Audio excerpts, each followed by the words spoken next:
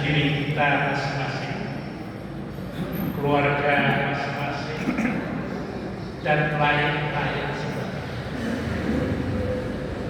Oleh sebab itu, pada kesempatan ini yang patut kita lakukan adalah bukan hanya waktu ini, sebagaimana judul Al-Ghazali, bukan Imam Ghazali, Al-Ghazali, Muhammad Al-Ghazali, ketua majelis atau Ismud Dakwah bersama saya di Bogor. Saya mengajar dalam bukunya yaitu Jaddid Hayatan, karena kita ini perubahan tahun. Sebenarnya muhasabah itu tidak mengenal yaitu perubahan tahun. Muhasabah bagi orang yang bijak adalah setiap saat, setiap detik. Seperti sekolah sebelum tidur kita baca doa penuh seperti yang dilakukan Sayyidina Umar. Seharian tadi apa yang sudah kita lakukan? Maka Jaddid Hayat, perbauilah hidup kami. Tentunya perbarui itu adalah hal yang baru, bukan yang sudah. Jaddid Hayat, buku itu lantas sekali. Perbarulah hidup kami. Maknanya bukan sekedar akhir tahun. Ya seperti yang dilakukan Sayyidina Umar. Setiap orang itu azab, meneliti apa yang dilakukan saja, kemudian bertekad berazam apa yang akan dia lakukan. Tentunya lebih positif dan dicayakan pergaulan. Dalam masalah apa hidup kita harus kita perbaiki? Dalam masalah apa hidup kita harus kita tingkatkan? Banyak. Khususnya adalah masalah akidah. Kita evaluasi, kita gali bagaimana keimanan kita kepada Allah pada hari ini. Kedua, Jaddid Hayat, perbarulah ibadah kamu kepada Allah Subhanahu wa Ta'ala. Apa yang sudah kita lakukan? Sholat yang sudah kita lakukan. Pernahkah kita menghasabah? Kita mengevaluasi pekerjaan sholat yang setiap hari yang sudah kita lakukan. Minimal coba kita renungkan. Setiap kita sholat menghabiskan waktu berapa jam? Menghabiskan waktu berapa menit? Menghabiskan waktu berapa detik setiap sholat? Coba kita lakukan.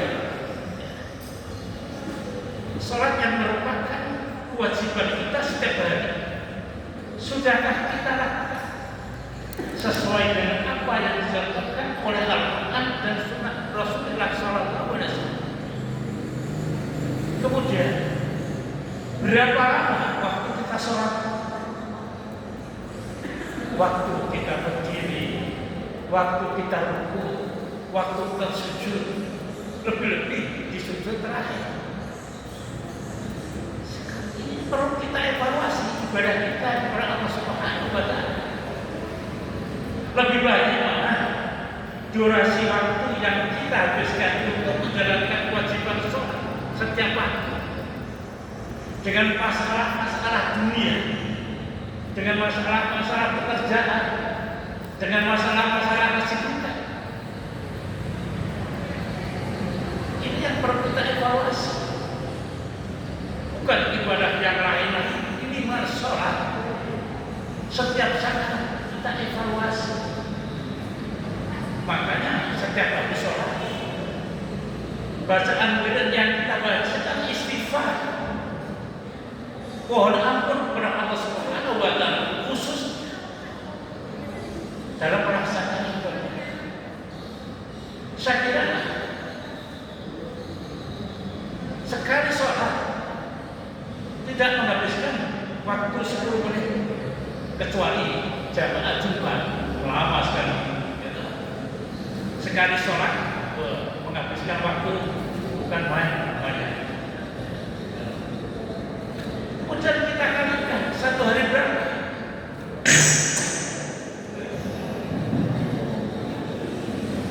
Satu hari menghabiskan waktu berapa? Kita sholat berapa jam? 5 menit kali-kali. Kemudian satu pekan berapa? Satu bulan berapa? 1 tahun berapa jam yang kita habiskan untuk menjalankan kewajiban sholat? Itu jadi khayal, perbarulah dalam hidup kita. Setiap saat, setiap detik harus ada perubahan. Tidak boleh sama saja. Apalagi kurang daripada ini. Seorang mukmin bijak sekali lagi. Jadikan perbarui. Minimal dalam urusan akidah. Merenung kita.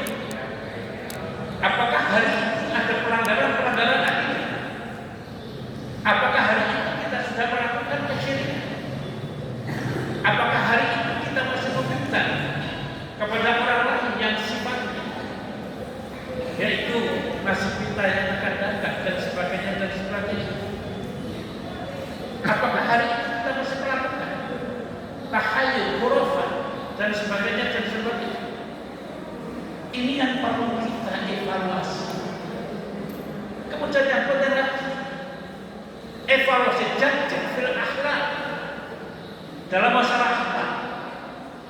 Bagaimana perilaku kita setiap hari? Tambah baik atau yang sedang-sedang saja? Atau barangkali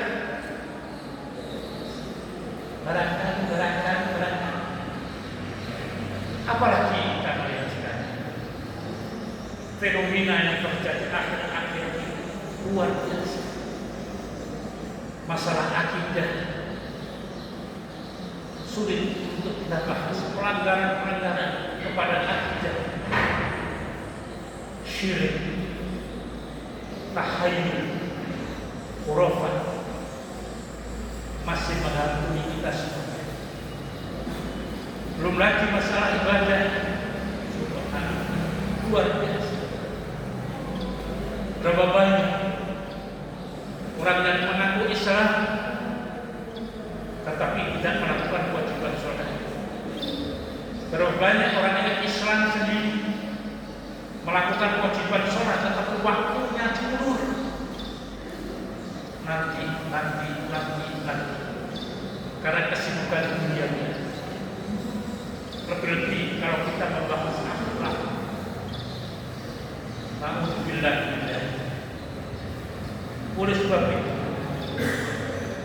pengajian jumpa ini dikandung maksud di samping silaturahmi adalah untuk mencerahkan hati kita, untuk supaya hati kita semakin positif. Karena apa hati? Seperti yang sering saya katakan, hati itu sentral. Hati baik, insya Allah perbuatan kita akan menjadi baik. Hati baik, hati bersih, hati yang cerah, insya Allah sekali lagi ucapan kita akan menjadi baik. Semuanya itu kembali kepada satu organ yang namanya hati. Inna fil jasadi mudghah. Di dalam hati itu ada segumpal darah.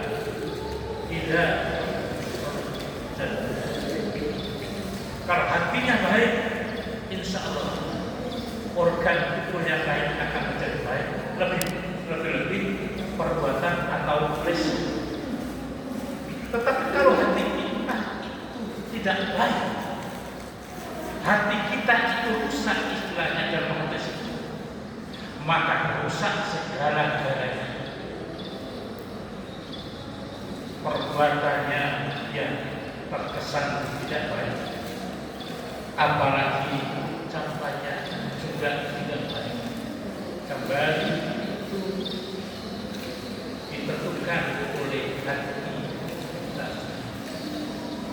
Oleh sebab itu kita datang ke sini di antaranya untuk memperbaiki minimal, walaupun setiap hari kita sudah menghadiri kajian-kajian al-Islam, minimal 1 pekan sekali kita hadir di sini untuk bersilaturahmi.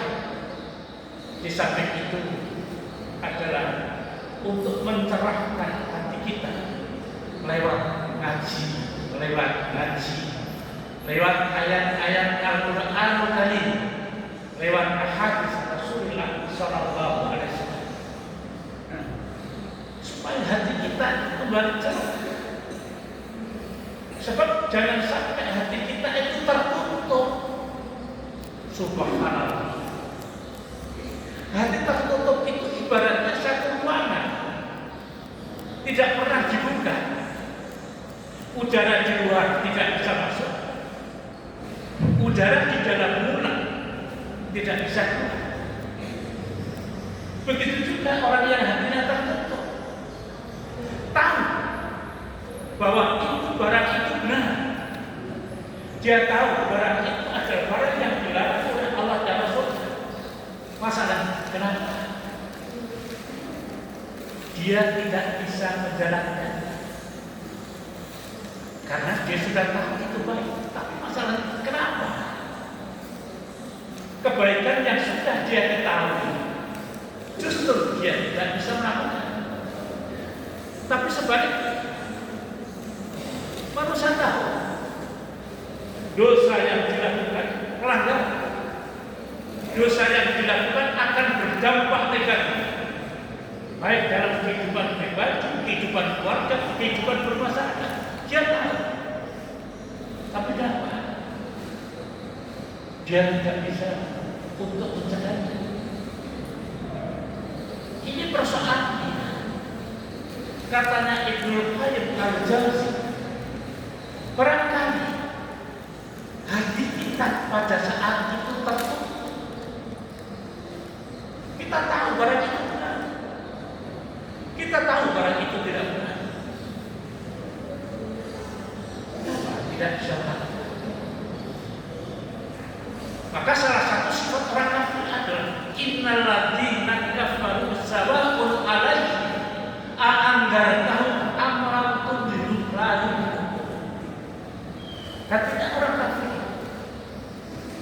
tertutup, dikasih pengajian, tidak dikasih pengajian, dibacakan ayat-ayat Al-Quran atau tidak dibacakan, dibacakan hadis atau tidak dibacakan, sama. Tidaknya itu bahayanya kalau hati kita tertutup. Na'udzubillah min sehingga tidaknya. Kenapa? Bahayanya lagi khatamallahu ala qulubihim. Hatinya itu ditutup oleh Allah, dipakai oleh Allah. Walaupun dia sudah tahu bahwa itu benar, dia tidak bisa melakukan. Walaupun tahu dia itu barang benar, dia tidak bisa melakukan yang ada di Indonesia. Korupsi uamanya, semuanya tahu bahwa korupsi itu barang yang tidak baik, barang yang melanggar aturan agama. Tetapi kenapa dia melakukan? Jangan sampai na'udzubillah min dzalik. Ditutup khatamallahu ala wa ala sam'i wa ala absarihim gishawa. Itu bahaya. Mata kita melihat itu barang tidak baik, telinga kita mendengar bahwa barang itu tidak baik. Kembali, karena ada gishawa, oleh Allah Subhanahu wa Ta'ala di dunia, di akhirat walahum adzab. Bagi orang yang hatinya tertutup, tahu bahwa itu benar tapi tidak melaksanakan, tahu itu barang yang tidak baik tapi justru dia melakukan, di akhirat walahum adzab. Al-Baqarah ayat 6 dan ayat. Oleh sebab itu, ngaji saat ini dan seterusnya dan yang kemarin di mana saja berada, kita niatkan di antaranya untuk mencerahkan hati, untuk mengubah hati, seperti yang saya katakan. Ubah hati bukan seperti ubah pakaian kotor. Kita cuci dengan renso, kita kirim ke laundry. Sekarang itu kan laundry semua, nggak ada yang pakai tangan ya. Zaman now, atau ada yang tradisional masih digawan, bapak digawan. Cuci hati bukan seperti itu. Cuci hati, kotoran hati bukan seperti kotoran yang nempel di baju. Kita cuci dengan renso, lalu bersih. Tetapi yang namanya kotoran hati itu adalah dosa.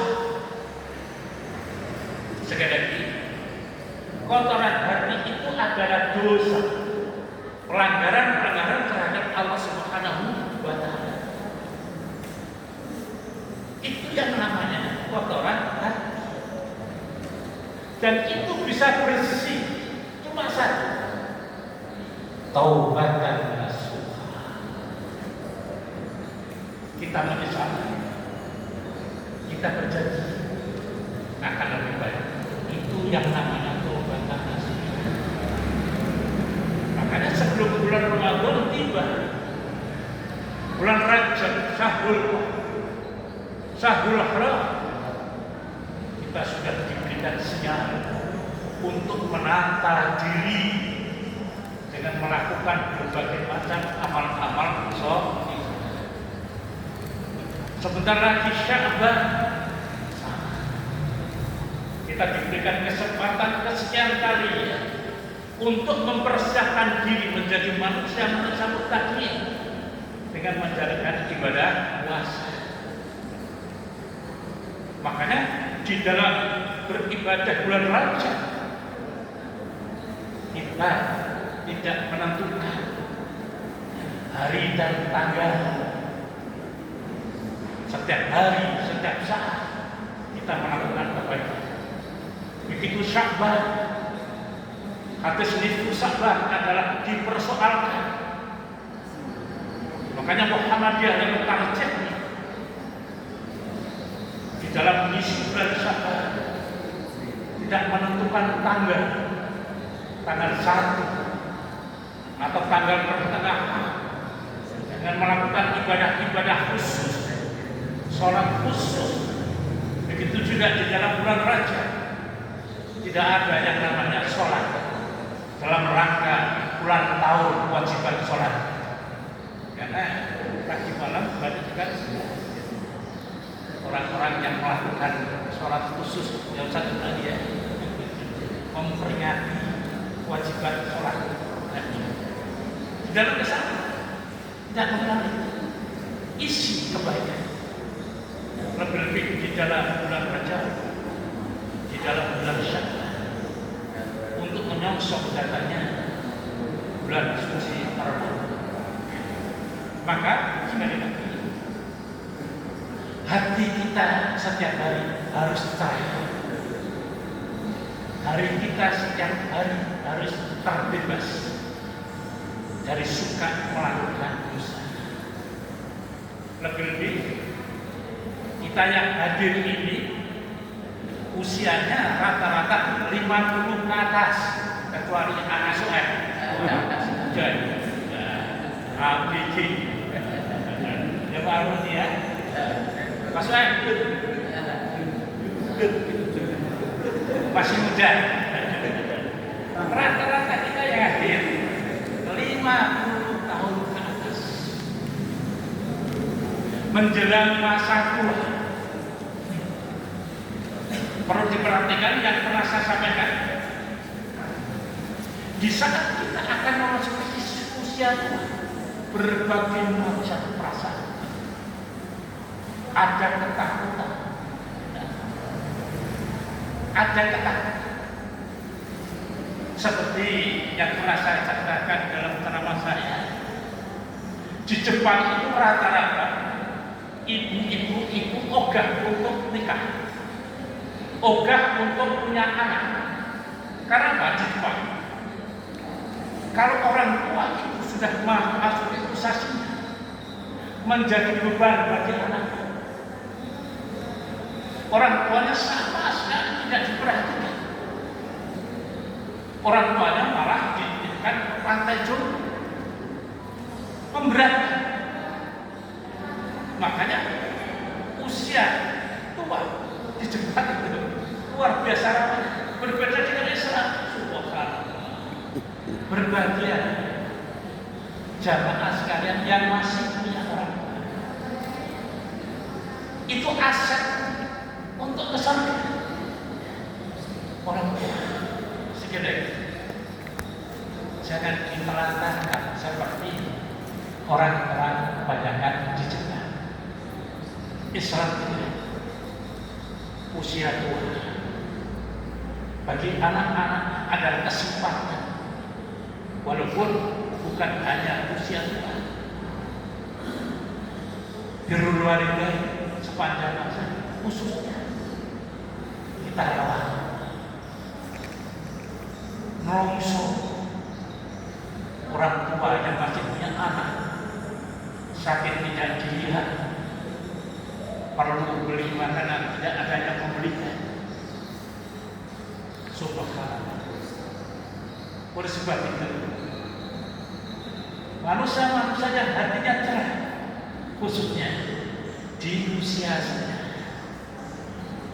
jangan tidak ada fokusnya untuk melakukan berbagai macam yaitu kemaksiatan. Oleh sebab itu, masalah rahmah itu diantaranya yaitu manfaat kita ngaji di Jumatan, di langit-langit, untuk pencerahan supaya hati kita setiap saat, setiap detik selalu cerah, sehingga di saat kita kembali Allah memanggil dengan panggilan khusus, ya ayyatuhan nafsul mutmainnah irji'i ila rabbiki radiyatan mardiyah fadkhuli fi ibadi wadkhuli jannati. Mudah-mudahan kita nanti dan saudara-saudara yang sudah mendahului kita, seperti terakhir kemarin jamaah kita di Taqwa Jumat diambil oleh Allah Subhanahu wa Ta'ala, Bapak Haji Sakit Kailan, Pak Said Minggo Pasar. Mudah-mudahan beliau dipanggil oleh Allah dalam keadaan hati yang bersih, juga kita semuanya. Hadirin hadirat jamaah majelis taklim Jumat yang dimuliakan oleh Allah Subhanahu wa Ta'ala, peristiwa Isra Mi'raj sudah banyak dan sering kita dengar. Tentunya berbagai macam referensi, marojik, buku-buku yang dibaca.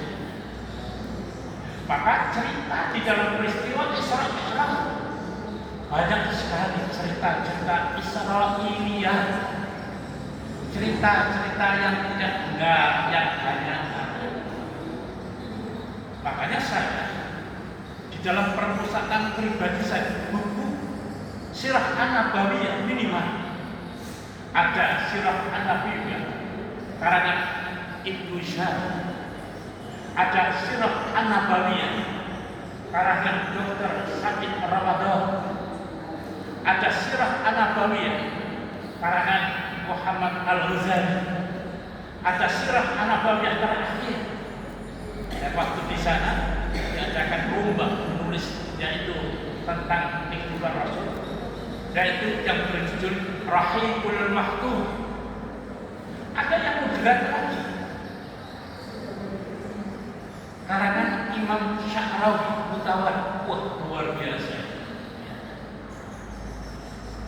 Jadi kembali sekalian, di dalam buku sirah itu sekarang seperti yang saya terangkan, buku yang berat sudah dikeluarkan tahqiq.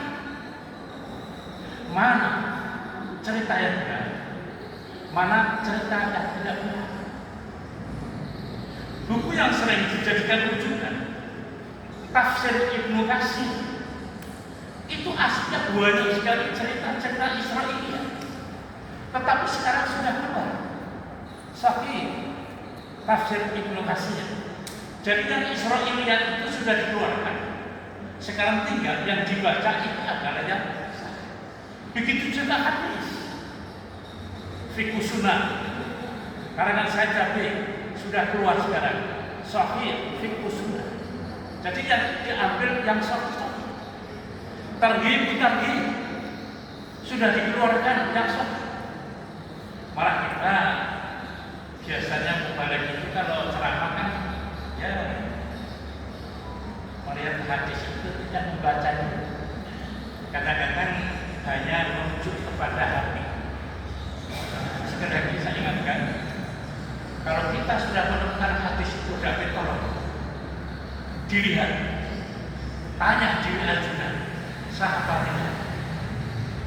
Seperti hadis yang biasanya dibawa oleh mubalek-mubalek, yaitu waktu Rajab, Allahumma barik lana fi Rajab wa Sya'ban. Itu kemarin ditulis oleh majelis tabligh ini yang jatuh. Kemudian saya langsung kirim WA. Jadi hadis itu dipersoalkan. Ya saya, makasih. Jadi kita kalau baca jangan hadis. Kalau hadis itu kan omongan Nabi, lebih baik baca riwayat, gitu aja. Yang kemungkinan riwayat itu sah dan yang atau tidak. Kalau sudah hadis, mangkat berbahagia muta'ammidan dan seterusnya. Siapa yang berdusta atas nama saya? Kalau Nabi, padahal Nabi tidak berbicara, maka siapa dia diapilah naudzubillah. Seperti di targhib sahih, targhib doa yang kita baca setelah bangun tidur, alhamdulillah ba'da amatana wa ilaihi nusyur. Ternyata yang benar, yang sahih itu dibalik, alhamdulillah ba'da amatana. Jadi setelah mati, tidur itu adalah sinyal kematian, terus hidup. Jadi kembali sekali, itu tantangan bagi kita para pendahulu. Rajinlah membaca. Jangan sampai kita sudah mengatakan itu hadis, ternyata dia bukan hadis. Ma'asyiral muslimin rahimahullah. Sekali Isra dan Mi'raj di dalam bukunya Hayat Muhammad, Dr. Muhammad Haidar, di dalam bukunya Rahiqul Maktum, di dalam bukunya Sirah An-Nabawi dan sebagainya, itu ternyata baru tanggal dan harinya dipersoalkan. Sekedar Isra Mi'raj yang kita selama ini percaya, yaitu tanggal 27 Rajab, itu ternyata jadi pembahasan setiap putaran, khususnya Hayat Muhammad, Dr. Muhammad Iqbal, Sirah An-Nabawiyah, Dr. Muhammad Said Ramadan, Rahimahullah,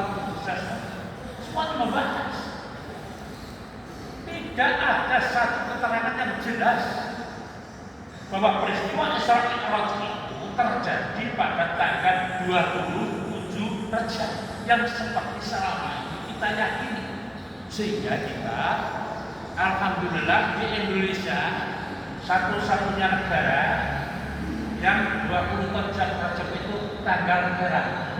Berbagilah para PNS main pas saya pensiun. Itu tidak ada. Itu tidak ada negara-negara lain sebanyak seperti di Indonesia, sedikit-sedikit makanya PNS itu setiap tanggal. Cuma lihat setiap bulan. Kenapa? Keroakai. Langsung. Kalau satu bulan itu tidak ada yang merah.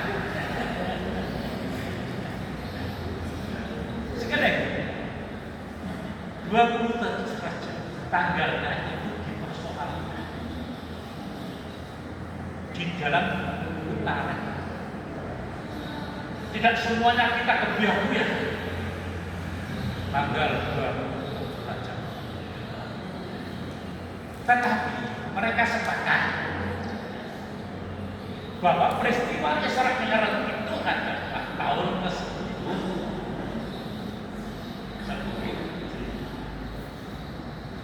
Yang sebelumnya Isra Mi'raj itu ada satu peristiwa yang banyak dilupakan oleh kita semuanya, yaitu peristiwa yang namanya Al-Usri. Subhanallah.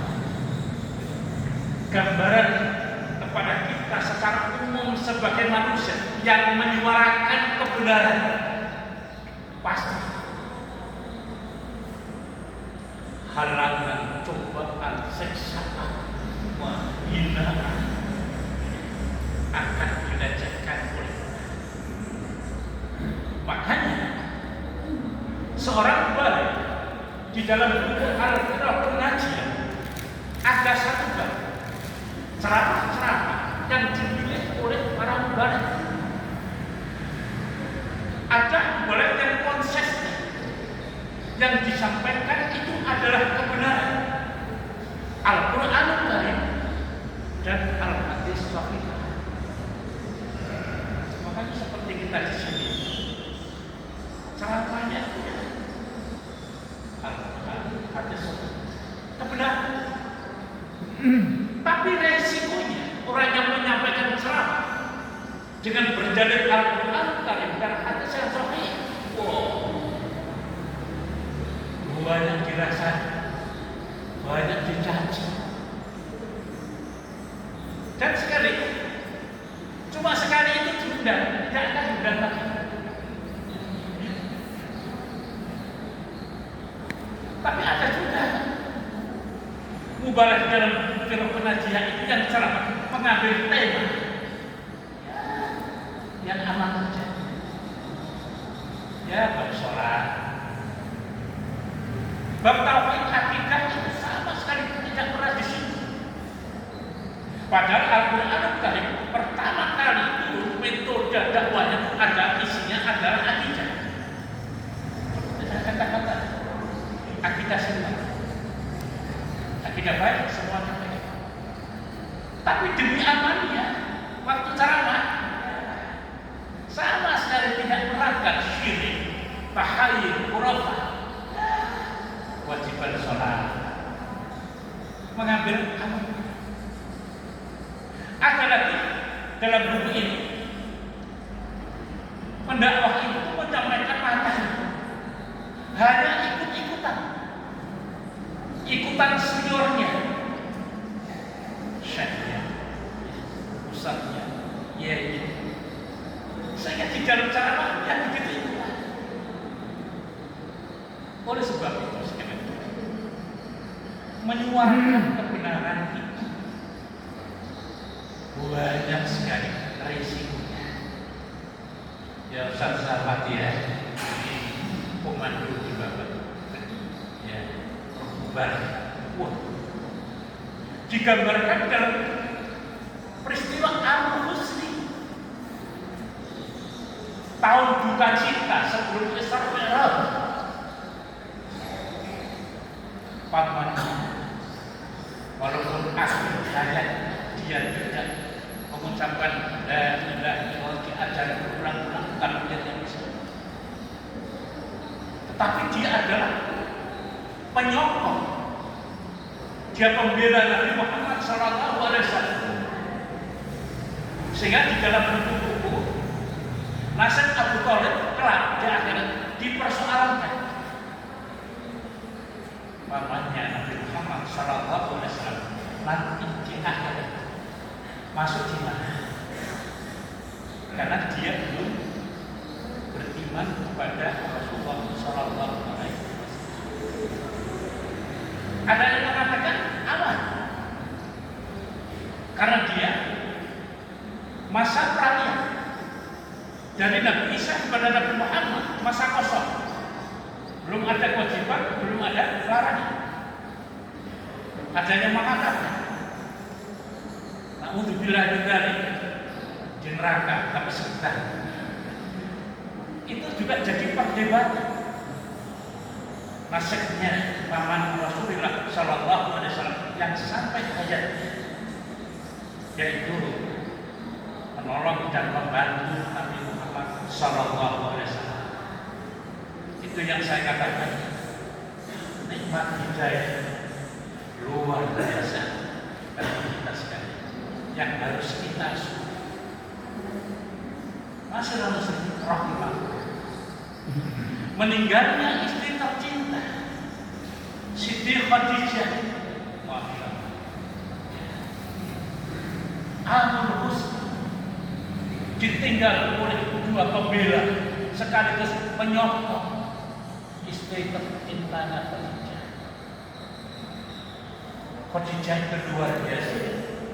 Dialah satu-satunya istri Nabi yang memberikan turunan kepada Nabi Muhammad SAW. Banyak yang meninggal dunia. Terakhir adalah Fatimah Az-Zahra, luar biasa. Orang sekaya di Mekah, tapi hidupnya subhanallah. Menjelang beliau wafat, ternyata kain untuk kafan membungkus tidak ada, dia tidak milik. Seperti Abu Bakar As-Siddiq di saat meninggal dunia, padahal tak kenal orang paling kaya, hanya meninggalkan satu gentong kain, tidak punya apa-apa. Itu contoh ketawadan. As-sabiqunal awwalun, orang-orang yang pertama kali masuk Islam. Dan kata Rasulullah, Khadijah, jawaban saya adalah tetap istimewa. Dia orang yang pertama kali beriman, percaya kepada saya di saat manusia semuanya mengingkari kenabian saya. Subhanallah. Dia istri salihah, istri yang selalu menghibur, istri yang selalu memberikan kabar gembira kepada suaminya di saat suaminya dalam keadaan susah. Ingat peristiwa Rasulullah SAW selepas pulang dari yaitu Gua Hira, menerima wahyu yang namanya Iqra. Rasulullah ketakutan, pulang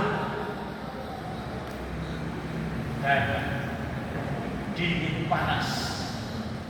Dia panggil Khadijah, ya Khadijah, zamiluni, aku tanya, tolong ambilkan selimut dan selimuti saya. Subhanallah. Itu istri solehah, seperti ibu semuanya.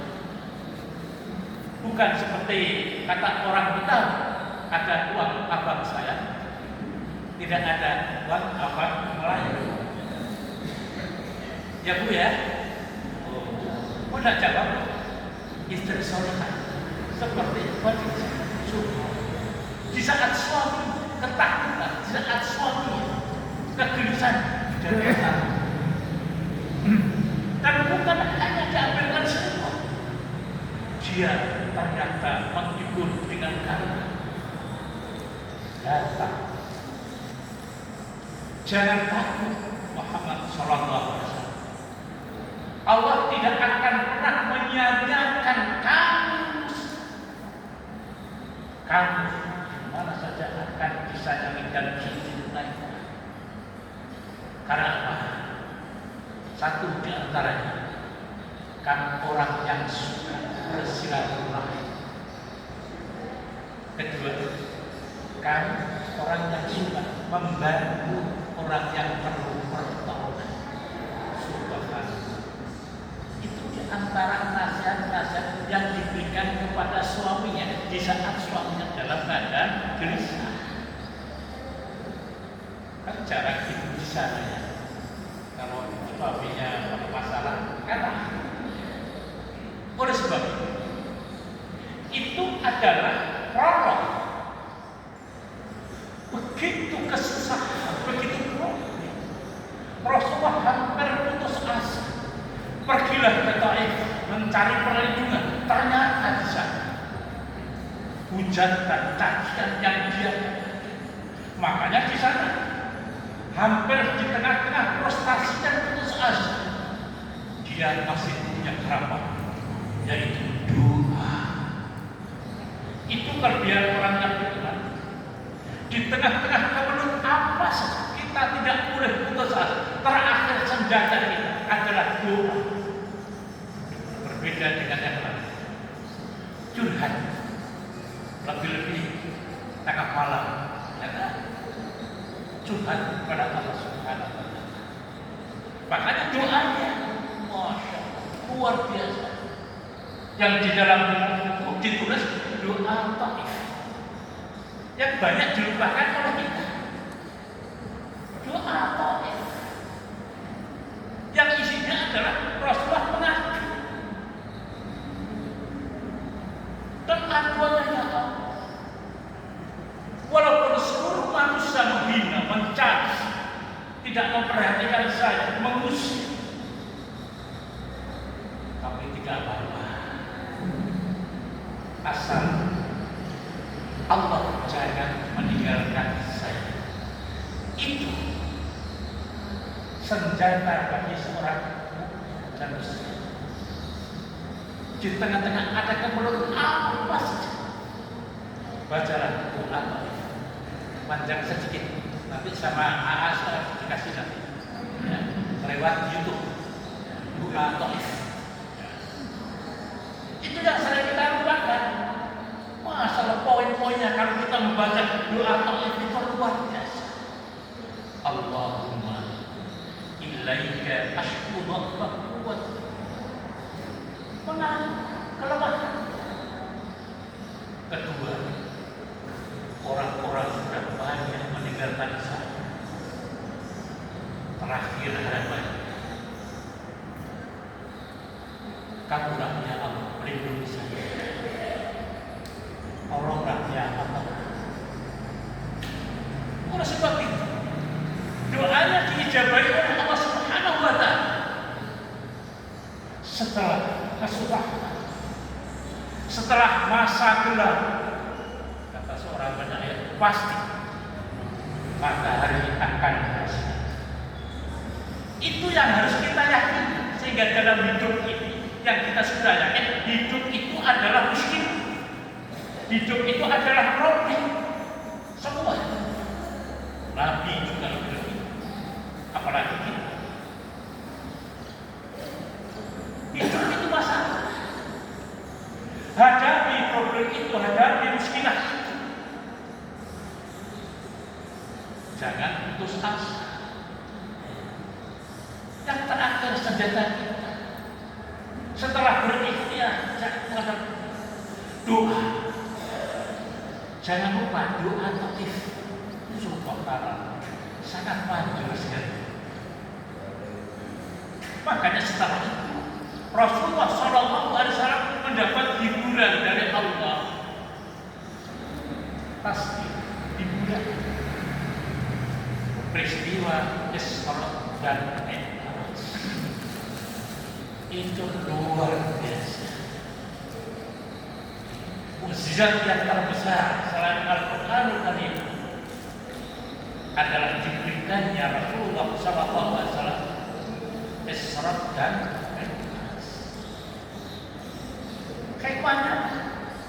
Linuriyahu min ayatina, di antaranya dengan peristiwa Isra Mi'raj Rasulullah melihat kebesaran, keagungan Allah Subhanahu wa Ta'ala.